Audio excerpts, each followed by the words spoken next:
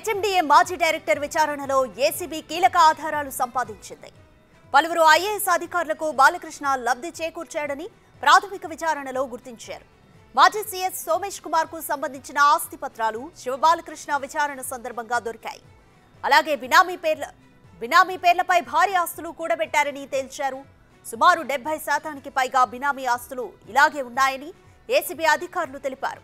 శివబాలకృష్ణ తమ్ముడు నవీన్ కుమార్ మరదలు మేనల్లుడి పేర్లపై కోట్లాది ఆస్తులు కూడబెట్టాడు. యాదాద్రిలో 66 ఎకరాలు, జనగామలో 102 ఎకరాలు, నాగర్ కర్నూలులో 30 ఎకరాలు, జాఫర్గఢ్లో 50 ఎకరాలు, సిద్దిపేటలో 10 ఎకరాలు కొనుగోలు చేసిన ఆస్తి పత్రాలు బయటపడ్డాయి. ప్రాథమిక విచారణ అనంతరం ప్రభుత్వానికి ఏసీబీ నివేదిక సమర్పించనుంది. మరోవైపు శివబాలకృష్ణ వ్యవహారంపై కేంద్ర దర్యాప్తు సంస్థలు ఆరా తీస్తున్నాయి. ఎఫ్ఐఆర్తో పాటు ఆస్తుల వివరాలు కావాలని ఈడీ, ఐటీ శాఖలు ఏసీబీకి లేఖ రాశాయి.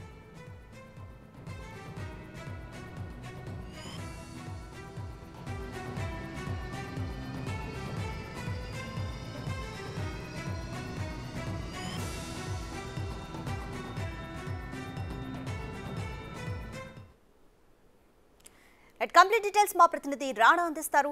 రాణా, హెచ్ఎండిఏ మాజీ డైరెక్టర్ విచారణలో ఏసీబీ కీలక ఆధారాలు సంపాదించింది. అలాగే పలువురు ఐఏఎస్ అధికారులకు బాలకృష్ణ లబ్ధి చేకూర్చాడని కూడా ప్రాథమిక విచారణలో అయితే గుర్తించారు. కంప్లీట్ డీటెయిల్స్ ఏంటి? 8 రోజుల పాటు కస్టడీ విచారణలో అనేక కీలకమైనటువంటి అంశాలపైన ఏసీబీ ఫోకస్ పెట్టింది. ఆ ఫోకస్ పెట్టినటువంటి అంశాలపైన కూడా ఇదేదో ప్రాథమిక ఆధారాలే కాకుండా చాలా క్షుణ్ణంగా కూడా పరిశీలించింది.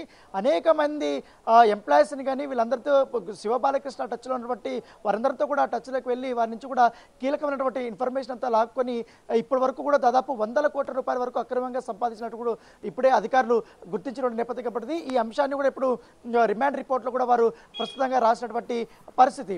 అయితే శివబాలకృష్ణకు సంబంధించినటువంటి విషయంలో గతంలో కూడా ఐఏఎస్ ఆఫీసర్లుగా పనిచేసినటువంటి వారు చాలా మంది కూడా శివబాలకృష్ణ ఆధ్వర్యంలో వారికి ఎక్కువ భూమి అనేది కొనుక్కున్నారు. ముఖ్యంగా గట్కేసర్ కానీ, శంషాబాద్ పరిసర ప్రాంతాల్లో కానీ, ఇటు చేవేళ్ల పరిసర ప్రాంతాల్లో కొంతమంది ఐఏఎస్ ఆఫీసర్లు భారీ ఎత్తున భూములు కొనుగోలు చేశారు. ఎకరాల కొద్ది ఎకరాలు గట్కేసర్ ప్రాంతంలో వారు కొన్నట్టుగా తెలిసింది. దానికి ఈయన కొన్ని అక్రమ లేఅవుట్లకి, అలాగే అక్రమంగా రిజిస్ట్రేషన్ చేసుకోవడానికి, లేకపోతే అక్రమంగా పర్మిషన్స్ ఇవ్వడానికి వారికి దోహదపడ్డారు. ఇప్పుడు కోట్ల రూపాయలు ఆస్తులు అయ్యాయి అంటూ కూడా అధికారులు గుర్తించిన నేపథ్యం ఏర్పడితే ఆ కోవలకి ఇప్పటికి సోమేష్ కుమార్కి సంబంధించినటువంటి భూమిని పైన కూడా ఏసీబీ అధికారులు పూర్తిస్థాయి ప్రాథమికంగా కూడా కొన్ని ఆధారాలు సేకరించారు.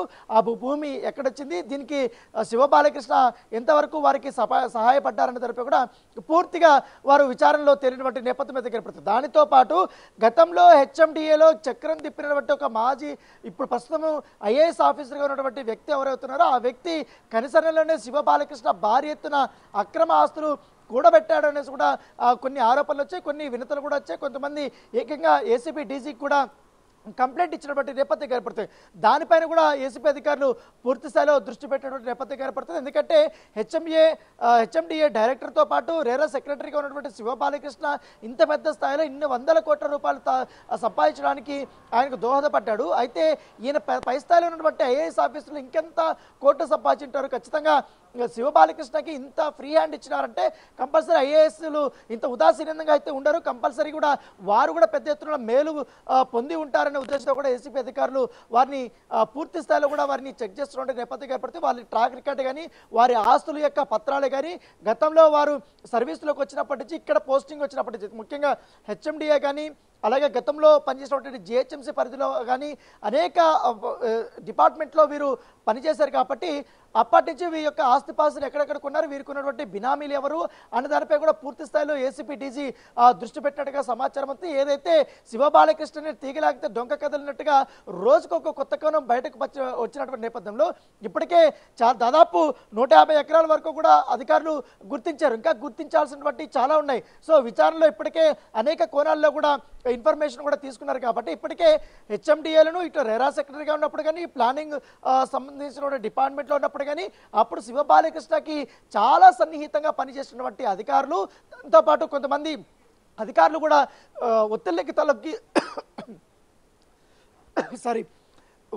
తలకి కూడా ఇతనికి సహకరించినట్టుగా అధికారులు విచారణలో తేలినటువంటి నేపథ్యం అయితే కనపడుతుంది. దాంతోపాటు ఇప్పటికే అతని సోదరిని నవీన్ కుమార్ని కూడా అరెస్ట్ చేశారు. దాంతోపాటు ఇప్పటికే శివబాలకృష్ణకు సంబంధించినటువంటి అక్రమ ఆస్తులు అన్ని కూడా 70% వరకు బినామీలపైనే ఉన్నట్టుగా అధికారులు తెలిసినటువంటి కాబట్టి ఇంకైతే ఖచ్చితంగా సోమేష్ కుమార్ పైతో మరొక ఐఏఎస్ ఆఫీసర్తో పూర్తిస్థాయి ఏసీబీ అధికారులు దృష్టి పెట్టబోతున్నారు. Thank you Rana.